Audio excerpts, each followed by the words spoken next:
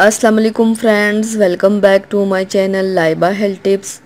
Friends, आज मैं आप लोगों के साथ आंखों के नीचे स्याह हल्की दूर करने के लिए एक बहुत ही आसान तरीका शेयर करने जा रही हूँ।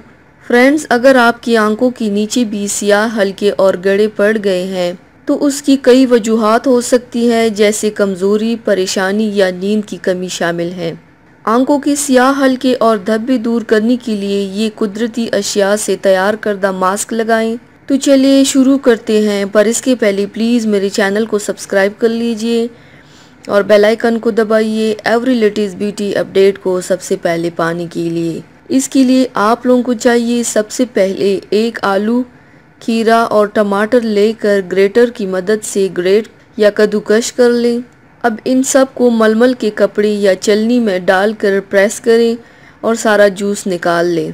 अब इस जूस में 1 चम्मच एलोवेरा जेल डालें और 1 चम्मच शहद डालकर अच्छी तरह मिक्स कर लें। जब मिक्स हो जाए, अब इसे 5 दिन तक स्टोर भी कर सकते हैं। इस मिक्सचर को 5 मिनट तक फ्रिज में रखने के बाद आंखों के नीचे लगाएं और मसाज करें।